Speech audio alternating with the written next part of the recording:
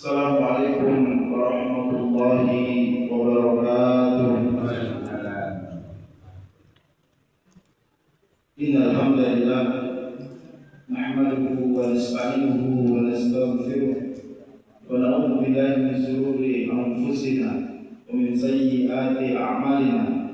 May yahdihillahu fala mudilla lahu wa may yudlil fala hadiya lahu. Asyhadu an la ilaha illallah wa asyhadu anna Muhammadan abduhu wa rasuluh. Allahumma shalli wa sallim wa barik ala nabiyyina Muhammadin wa ala alihi wa ashabihi wa man tabi'ahum bi ihsanin ila yaumiddin. Qala Allah ta'ala fil kitabil karim, a'udzu billahi minasy syaithanir rajim. Bismillahirrahmanirrahim. Ya ayyuhalladzina amanu taqullaha haqqa tuqatih wa la tamutunna illa wa antum muslimun. Ya ayyuhalladzina amanu taqullaha wa qulu qawlan sadida yuslih lakum a'malakum wa yaghfir lakum dhunubakum wa may yuti'illaha wa rasulahu faqad faza fawzan 'azima. Wa qala Nabi sallallahu alaihi wasallam, ittaqillaha ayyuhuma kunta wa aqbi sayyi'atal hasanata tambuha wa khaliqin nasa bi khuluqin hasanin. Amma ba'd. Masyaallah muslimin, jamaah salat subuh Masjid At-Tauhid yang dirahmati Allah Subhanahu wa taala. Puji syukur kita ucapkan dengan lisan kita bersyukur kepada Allah Subhanahu wa taala yang mana sampai dengan pagi hari ini semua nikmat yang dibutuhkan oleh jasad kita masih Allah berikan kepada kita, sehingga dengan nikmat tersebut kita bisa melaksanakan kewajiban kita, yaitu sholat subuh berjamaah, dan tidak bisa melanjutkan aktivitas kita yang lainnya. Semoga itu menjadi nikmat yang kita syukuri sehingga Allah menambahkannya dan menjadikan kemudahan dalam kehidupan. Kemudian kedua kalinya shalawat serta salam semoga selalu tercurahkan kepada junjungan kita Nabi besar Muhammad sallallahu alaihi wasallam, Nabi akhir zaman, Nabi yang mengajarkan kepada kita bagaimana beribadah yang baik, tidak hanya baik tapi juga benar sesuai dengan tuntunan wahyu yang telah disampaikan kepada beliau, dan tidaklah beliau diambil kepada Allah Subhanahu wa taala kecuali semua tuntunan wahyu tersebut telah tersampaikan dengan sempurna kepada umatnya. Maka ikuti jalan beliau dan kita tidak akan pernah sesat, dan kita berharap kalau beliau kiamat kita mendapatkan syafaat dari beliau Rasulullah sallallahu alaihi wasallam. Jemaah sekalian dari Allah Subhanahu wa taala, kita lanjutkan kajian kita, yaitu kitab Tazkiyatun Nafas yang alhamdulillah kita sudah menyelesaikan bab sabar, dan kita masuk kepada bab selanjutnya, yaitu ifa. Apa itu ifa? Yaitu menjaga diri dari sesuatu yang diharamkan oleh Allah Subhanahu wa taala. Yang pertama yaitu ifa dan kekayaan. Nabi sallallahu alaihi wasallam menggabungkan antara ifa dan kekayaan dalam beberapa hadis. Di antaranya adalah sabda beliau dalam hadis Abu Sa'id yang disebutkan dalam As-Sahihain, yaitu beliau bersabda, "May yastaghni yughnillahu wa may yastaghfif yu'ifahullah." Barang siapa yang merasa cukup, maka Allah akan mencukupinya, dan barang siapa yang menjaga diri dari yang haram, maka Allah akan menjaganya.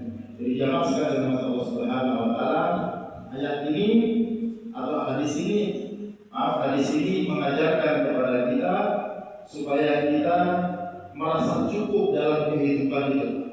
Jadi dalam kehidupan itu banyak orang yang tidak pernah merasa dirinya cukup. Karena tidak pernah merasa dirinya cukup, maka mereka itu melakukan segala cara supaya mereka memenuhi keinginan mereka. Keinginan-keinginan inilah yang terbatasi oleh agama kita yang harus kita pahami. Ada keinginan halal dan ada keinginan haram. Keinginan halal ini adalah keinginan yang memang harus diusahakan, sedangkan keinginan haram adalah hal yang harus dibatasi atau dihilangkan dalam kehidupan keseharian kita.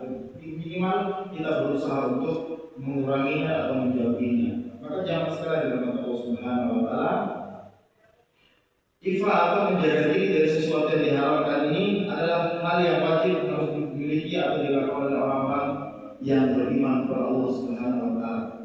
Karena izah atau kemuliaan seseorang itu ditentukan oleh orang itu sendiri dari perilaku kehidupan kesehariannya. Kalau itu dia tidak siap dan tidak berusaha untuk memuliakan dirinya dengan hal-hal yang baik, hal-hal yang halal, maka tentunya dia akan berjerumus kepada hal-hal yang haram yang sifatnya akan merugikan dirinya dan merugikan harga dirinya dan merugikan kehidupannya. Maka jemaah sekalian dalam Allah Subhanahu wa taala, kita ini pengajian kedua setelah bulan Ramadan. Jadi kalau dia ahad pertama, maka kita pengajian fikih yang diasuh oleh Ustaz Fathur Rahman selaku takmir masjid Taufik. Kemudian yang Jumat yang ketiga, insya Allah saya mengisi biasanya di Jumat ketiga ini atau kan juga Jumat minggu pertama atau minggu ketiga. Biasanya kita mengambilkan Ustaz dari luar juga beberapa bulan sekali itu untuk menambah hasanah kehidupan kita dengan Ustaz-Ustaz dari luar yang mudah-mudahan itu semua berkenan dan bisa menjadikan kita semua belajar bersama dalam ilmu agama yang kita yakini mengenai. Jemaah sekalian dalam Allah Subhanahu wa taala. Kajian-kajian seperti ini kenapa diperlukan dalam kehidupan keseharian kita? Karena kehidupan kita itu tidak terlepas dari masalah, tidak terlepas dari urusan-urusan yang membuat diri kita susah untuk menjalankannya sendiri. Maka dengan pengajian, dengan mendengarkan pengajian, menghadiri kajian-kajian yang ada di sekitar kita, maka biasanya kita mendapatkan ilmu-ilmu baru yang mungkin selama ini kita belum tahu, dan itu bisa memberikan hasanah keilmuan baru kepada kita yang bisa membuat kita itu membuka diri atau membuat diri kita itu semakin membuka solusi dalam kehidupan kita.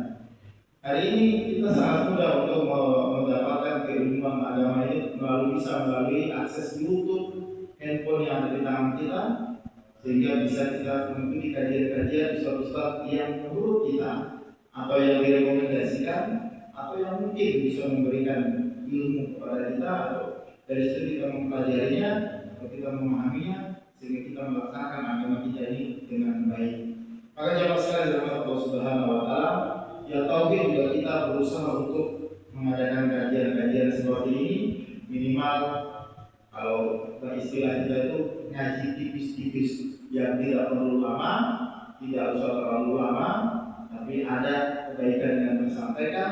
Dengan kebaikan tersebut kita semua berusaha untuk menjalankan kebaikan itu dengan baik. Maka jemaah sekalian dalam Allah Subhanahu wa taala, maka kajian kita yang kita laksanakan ini tidak lain dan tidak bukan hanyalah untuk menambah keyakinan kita kepada Allah Subhanahu wa taala, keimanan kita kepada Allah Subhanahu wa taala. Maka kalau ada yang baik, ayo kita kerjakan bersama, dan kalau ada yang tidak baik, sama-sama kita saling menasihati, mengingatkan, sehingga dengan begitu insya Allah semua akan bisa berjalan dengan baik. Jemaah sekalian dalam Allah Subhanahu wa taala. Kemudian di antara sabdanya yang lain, Nabi Sallallahu Alaihi Wasallam juga bersabda, Ahlul Jannati salasatun, penghuni surga itu ada 3. Siapa saja? Yang pertama, Dzu Sultanin Muqsitin, pemimpin yang adil. Penghuni surga itu ada 3. Yang pertama, pemimpin yang adil. Nah, maka perlu kita pahami, pemimpin yang adil itu adalah pemimpin yang benar-benar beriman kepada Allah. Jadi kalau jadi pemimpin itu memang beratnya luar biasa. Jadi kalau kita ini senang kalau main itu bungkus sopan. Kenapa? Karena kalau nggak sesuai dengan yang kita pahami, terus pokoknya elek. Padahal menjadi pemimpin itu sangat susah. Menjadi pemimpin itu sesuatu yang sangat susah. Makanya kalau di zaman Rasul, para sahabat itu berlomba-lomba untuk menolak menjadi seorang pemimpin. Karena mereka tahu betul didikan Rasulullah SAW itu luar biasa. Orang-orang yang disebut as-sabiquna awwalun, orang-orang yang awal mengenal Rasul, mengikuti ajaran Rasulullah, masuk Islam, ini orang-orang yang benar-benar paham bagaimana menjalankan agama ini dengan baik. Maka ketika mereka diangkat menjadi pemimpin, banyak di antara mereka yang tidak mau. Maka mereka memahami betul bagaimana begitu beratnya menjadi seorang pemimpin. Sampai ketika Rasulullah SAW meninggal, terus dilanjutkan dengan sahabat Abu Bakar, Umar, Utsman dan Ali menjadi khalifah pertama, menjadi 4 khalifah yang kita baca sejarahnya itu luar biasa. Mereka ini menjadi pemimpin-pemimpin adil di kalangan kaum muslimin. Bahkan Umar bin Khattab itu menjadi salah satu khalifah yang ketika setelah menggantikan Abu Bakar, beliau ini Pak menjadi salah satu pemimpin yang dikagumi oleh orang kafir Pak.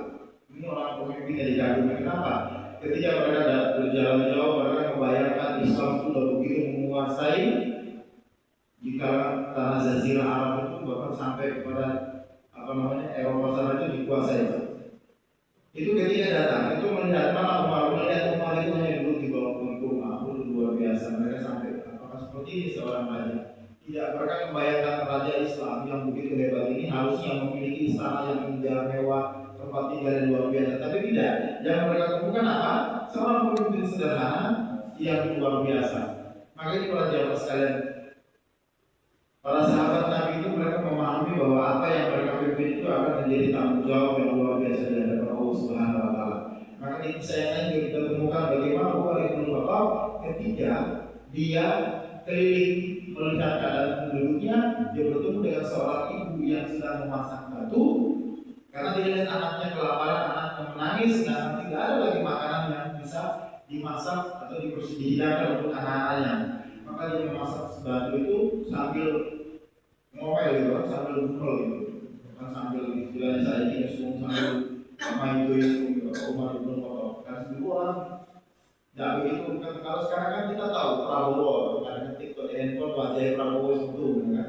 Kalau dulu sama, jadi kan nggak tahu. Jadi mereka benar-benar belum, tidak semua penduduk itu yang bertemu dengan mengenal Umar bin Khattab.